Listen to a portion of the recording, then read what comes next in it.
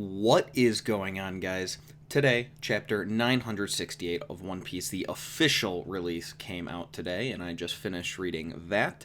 I did actually read it on Friday when the scans came out and they were translated, but I thought it was done so poorly that it wasn't really worth making a video on. I thought that there would be a lot of information that just was incorrect because it was so weirdly worded. It was just terrible, really.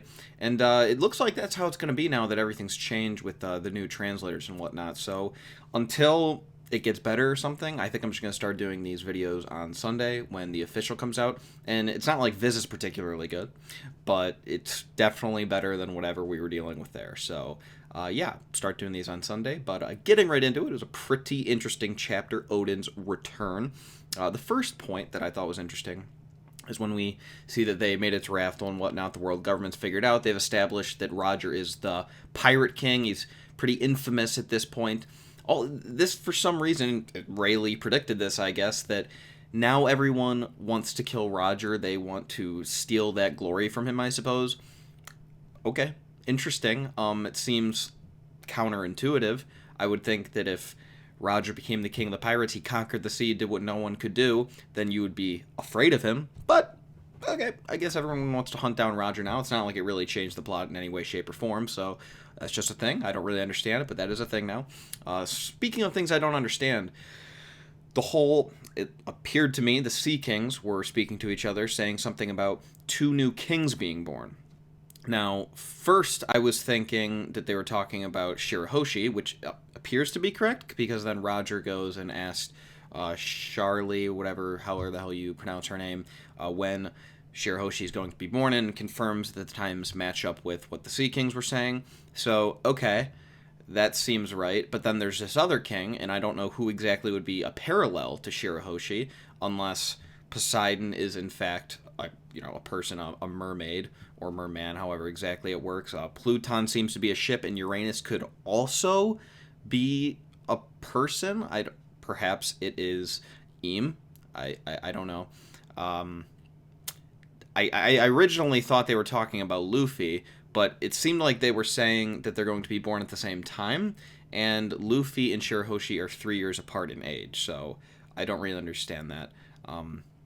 I'm not sure who this other king is. The whole thing was very bizarre, especially because Roger didn't really ask anything about it after he asked about Shirahoshi, so I don't know. It's interesting. I guess we'll have to see more on that.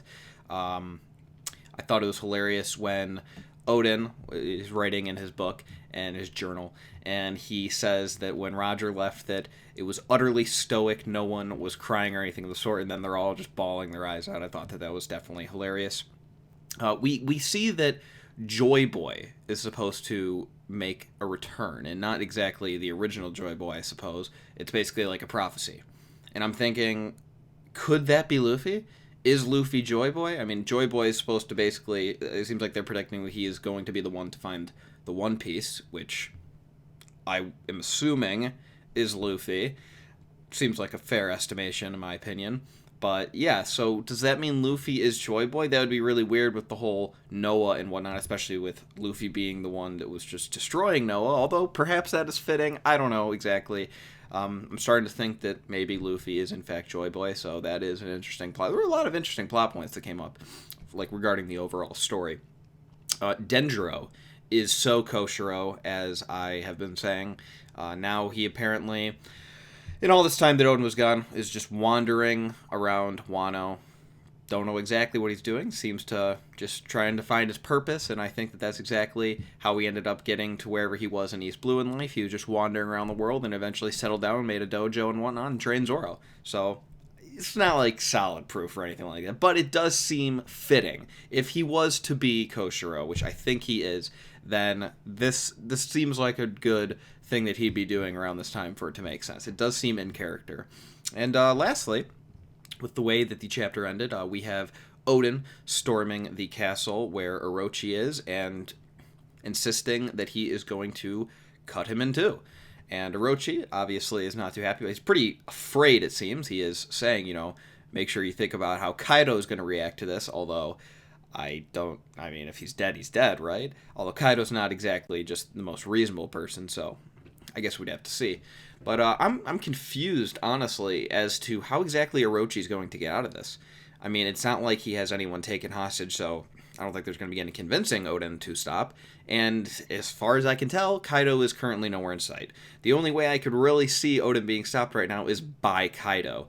With the exception of Kaido, Oden's probably the strongest person in Wano. I would certainly imagine, especially after the journey he just went on. I'm assuming he got even more powerful, traveling with the Roger Pirates, conquering the Grand Line. Yeah, I bet he got even stronger. He's probably close to Kaido level, honestly. So I don't know. I don't know exactly what's going to stop him, but it's certainly interesting. I'm excited to see where it goes. I wonder if this is how Oden's going to meet his end.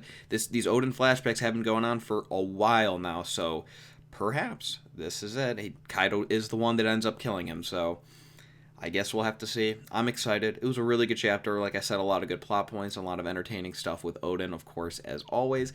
Definitely a good ending, a little bit of a cliffhanger. Excited for next week. Again, probably won't get around that until Sunday because I'm sick of these garbage translations. I don't really like the official either, but it's better than whatever that was. So yes, look forward to that on Sunday. If you enjoyed this video, remember to give it a thumbs up and subscribe if you haven't already. Remember to leave me a comment letting me know what you thought about this chapter. I'd like to hear your guys' thoughts, see if you liked it or you did not. I want to hear what you have to say. With that all being said, hope you guys have an excellent rest of your day, a great end to your weekend, and I'll see you in the next one.